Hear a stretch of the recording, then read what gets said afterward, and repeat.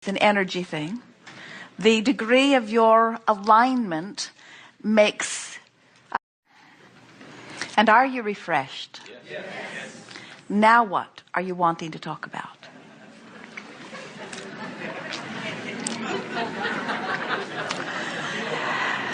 You understand how it is that you are chosen?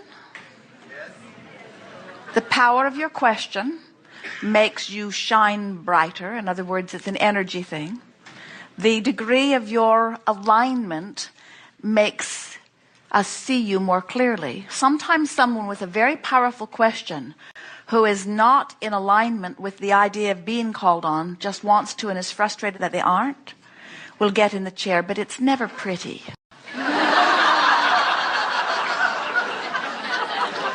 On the aisle here, then here. Great, thank you. Good afternoon.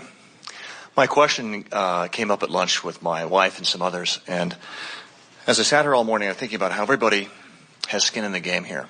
We pay money, we come here, we expect great things. At least I do. And I was thinking, if all these people were gone and we filled this room up with teenagers, because I happen to have two, how does Abraham, or would Abraham, go about sharing this information with teenagers who are so self-absorbed and texting? Well, they are a much better room, we have to tell you.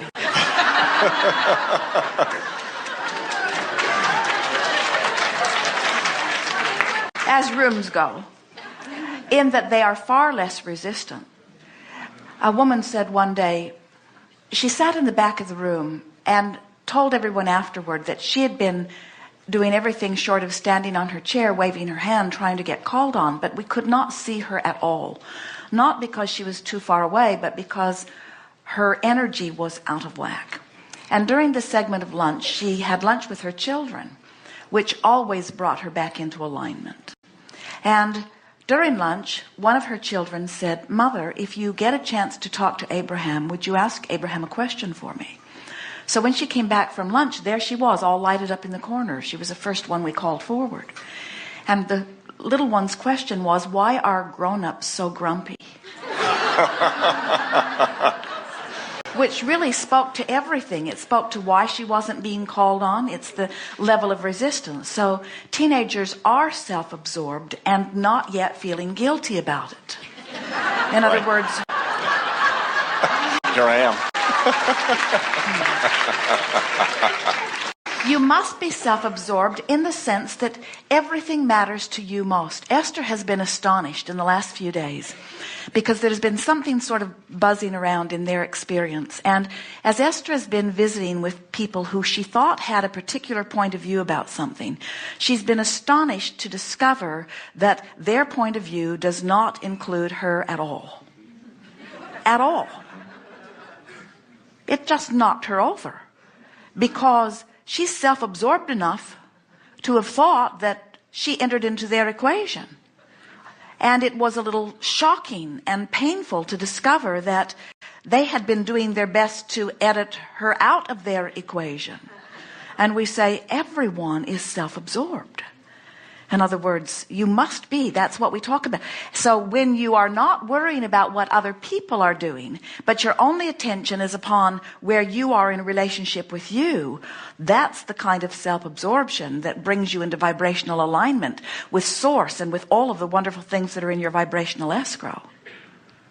So your question is, what kind of conversation would we have with teenagers? Well, it's better if we meet them without their parents, because their parents are still under the misguided impression that they have the right and the ability to control their children. And everything in the universe works against that. It sure does. In fact, as soon as you give up your need to control anything except your own direction in the stream, you will be a joyful being. For example, let's say that this conversation or this subject is about something with one of your children, one of your teenagers. And You see them living in a way that worries you. And so you see something you don't want, which clarifies what you do want. You worry, which makes you know what you want. You wonder what they're doing wrong, which makes you want them to do something that is good. You worry about their well-being, which makes you further want their well-being. In other words, you have created your own personal vibrational escrow relative to the well-being of your children. But then when your children behave in a way that takes you away from what you want for them, then you're mad at them. Because if they would just behave in a way that causes you to line up with the image you have of them or the well-being that you have of them, then you would feel better. Conditional love is, I will find a way to find alignment with my vision of well-being that I wish for my children. Unconditional love is, I will find a way of finding alignment with who I am and my vision of well-being for my children. Conditional love is, you need to straighten up and do something different so that when I look at you, I feel good just in watching what you're doing. Most of the world is running around talking about unconditional love, and you hardly ever meet anybody who's living it. Because almost everybody says, these conditions make me feel good, therefore I vote for them. These conditions make me feel bad, therefore I vote against them. I petition against them. I will ground you. I will bomb you. I will do everything in my power to make you be the way I need you to be so that I feel good. We say the problem with that is, there's always another squirrely one squirting out in some other way, misbehaving by your standards. And if you let their behavior be your criteria for your alignment, then you are in trouble, because everyone is selfishly oriented. It's the way it is supposed to be. So by believing in the well-being of your children, by acknowledging their own guidance system, by acknowledging the power that exists within them, by encouraging their self-empowerment, as a parent or as a mentor, as a friend, as anybody who's wanting to assist anybody, if your dominant quest is to assist them in aligning with Source, then you have done all you can do to assist them. And that is everything, really. You teach through the clarity of your example.